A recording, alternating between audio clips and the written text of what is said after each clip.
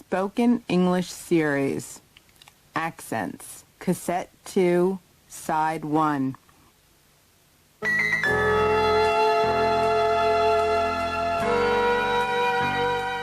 Story 10.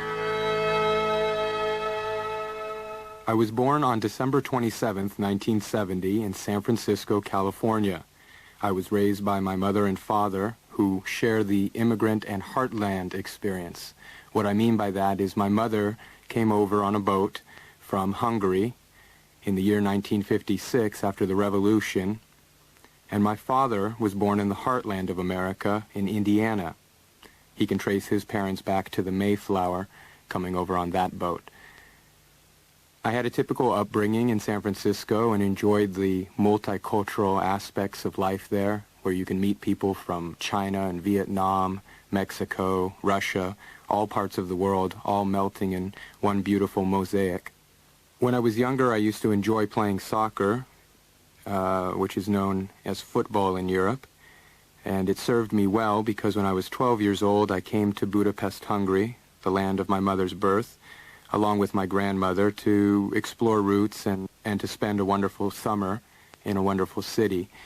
When the young children saw me playing in the park when I was about 12 years old, they asked me where I was from, and I told them I was an American, and they couldn't believe it because they said, how can an American know how to play football or soccer? And I explained to them that I had learned since I was age 6 and that I played on touring teams, and they didn't believe me, but they ended up calling me an American Pele. I guess the Hungarian version would be Ferenc Puskás. When I came back from Budapest, I entered high school, and high school for an American is basically comprised of fast food, studying, sports, and chasing girls who are faster than you at the time, so they never get caught.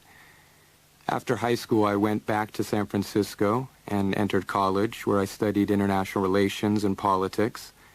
Going to college in San Francisco was probably like no other experience because of the amount of people that were at my university, close to 40,000 people, and all of them from such different backgrounds, both economically and politically and culturally. But from that college experience, it kind of helped give me a platform or a base in order to develop into maybe a more cosmopolitan person, which definitely helped because in my senior year of college, I was accepted to come to Budapest again to study economics at the University of Economics in Budapest. Ever since then, I've been living in what I call the New Europe, which after the fall of communism in 1989 has been a very interesting and exciting time, at least for an American in Europe. As for the people who live in Europe, going through the transition from what I guess could be called communism to capitalism, but what I would prefer to call perhaps Sovietization to free marketeering, has been very interesting, but it's been very difficult for the people, the friends that I've met living in Sofia in Bulgaria or Bucharest in Romania or in Budapest in Hungary. That pretty much sums up my education. After graduating, I was accepted to work at the American Embassy here in Budapest. I worked as a deputy attaché for environment, science, and technology. Basically, what that meant was I was dealing with nuclear and environmental issues that pertain to Hungary and how the U.S. government could be of help in correcting some of those problems or in providing assistance, and in basically documenting and monitoring the situation for the State Department back in Washington. Obviously, I spent a lot of time here in Budapest, Hungary, and that is probably because of 3 reasons. One, my standard of living is much better here in Europe than it would be in San Francisco or anywhere else in America, where the competition in the marketplace is probably more severe and intense. I'd say the other reason of quality of life is better is because Europeans tend to enjoy themselves a little bit more. Perhaps they don't put as much importance on work, and they put a little bit more importance on family and in friends. I think back to my time when I came to Budapest at age 12, and I remember sitting around with my uncles and his friends and family, and we would sit there and we would eat our pork chops and our French fries and watch the World Cup football matches on the television, drinking Cokes and later having ice cream. And the whole eating experience was a celebration, was a time to talk, a time to unwind. In America, the pace of life is a little bit faster.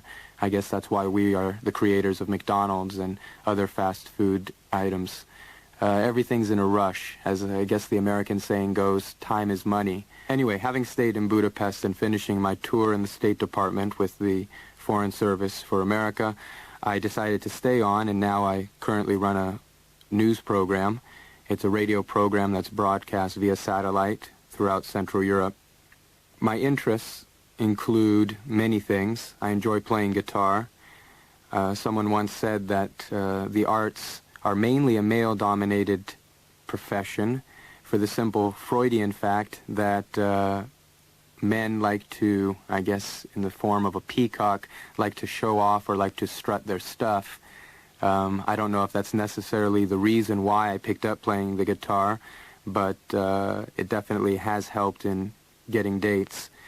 I enjoy playing acoustic guitar, and that basically means I play Bob Dylan tunes or other folk music from America, sometimes the blues music, which is perhaps the original folk music of America.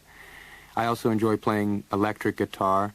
That allows me to play rock music anywhere from U2 to Nirvana. I also enjoy listening to various types of music, in particular jazz. And maybe jazz is the closest music to my heart because it represents maybe the American spirit, which is basically flexibility and freedom and the lack of borders, the lack of constrictions. The music I'm currently listening to is a combination of jazz and rhythm and blues and soul music with a little disco thrown in so you can dance, and that's called hip-hop or rap music in America. It started in the early 80s, and I've always been drawn to it because of its I guess what you could call postmodern look at music. Basically, hip-hop or rap music incorporates other elements of different styles of music and blends them together to create samples of music that you can't hear anywhere else. It grew out of New York, out of the Bronx, and the reason that it grew out of that situation or that time and place was mainly a result of an economic situation that black Americans found themselves in, which was a lack of funding, so they had no ability in school to play musical instruments that many people take for granted throughout the world. Basically, black Americans could only use what they had at their disposal. That was basically a radio and their voice. And by using a turntable, which is a record player, they would do what is called scratching and sampling for beats. And over that, they would rhyme or rap. Rapping is basically talking in a poetic manner, and now it's become an international phenomenon. One of the things that's interesting about living in Europe is watching people dress in a hip-hop fashion with the baggy clothes and the tennis shoes and the baseball caps, and to see how this music that's basically the newest export from America has spread not only here in Europe, but throughout the world.